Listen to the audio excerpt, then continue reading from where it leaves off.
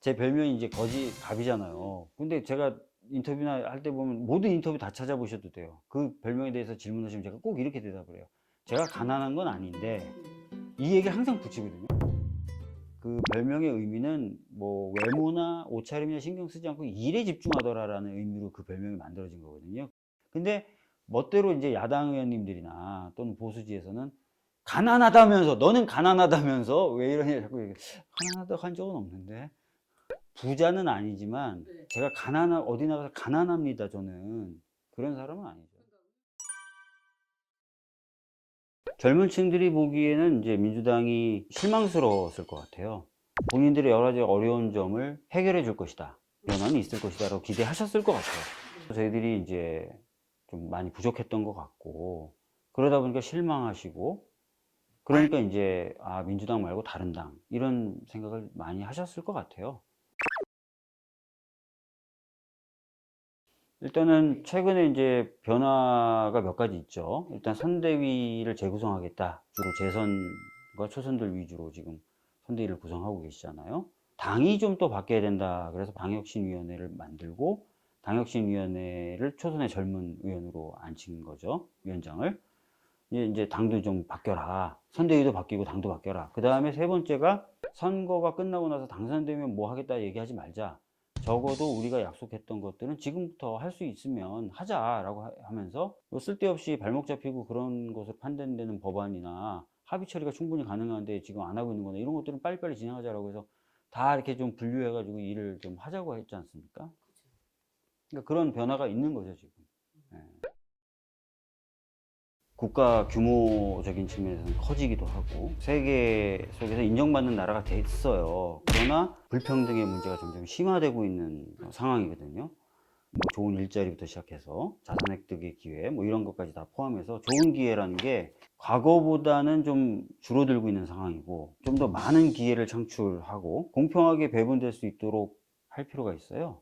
이재명 후보는 줄기차게 그 우리 사회에 줄어들고 있는 기회를 늘리고 늘어난 기회가 보다 공정하게 배분되는 것에 관심을 가지고 있고 그런 부분을 위한 공약들도 지금 하나씩 하나씩 내놓고 있거든요. 대표적인 게 최근에 200만 개 가까운 일자리를 만들고 에너지 전환이나 이런 데 선도적으로 투자를 함으로써 새로운 산업을 육성하고 키워내겠다.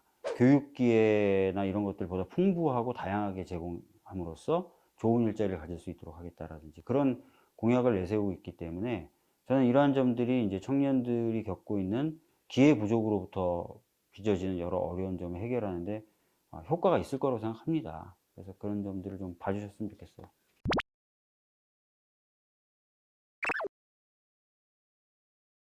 뭐 경선이 치열했죠. 그러면 경선 과정에서 뭐 여러 가지 어려움도 겪으셨을 겁니다. 그러니까 마음을 다독이는 시간이 좀 필요할 거예요. 근데 뭐 저는 뭐 그 정도의 시간은 좀 이제 지났으니까 이제 좀 나오실 때가 됐다고 저는 개인적으로 판단하는데 좀 그런 시간이 좀 필요하셨을 것 같고 이제는 뭐 본격적으로 나서시지 않을까요? 오프라인에서 찾아오셔서 접수하시는 분들도 계셨지만 뭐 문자나 카톡, SNS, 메신저 이런 것들로 제보해 주시는 분들이 많았고 실제로 그래서 뭐 몇몇 의원님들은 그 제보해 주신 분들하고 직접 면담도 하시고 하셨거든요. 저희가 좀 정리해서 그런 것들은 이제 조만간 발표를 할 건데 그런 시간은 좀 걸릴 것 같습니다.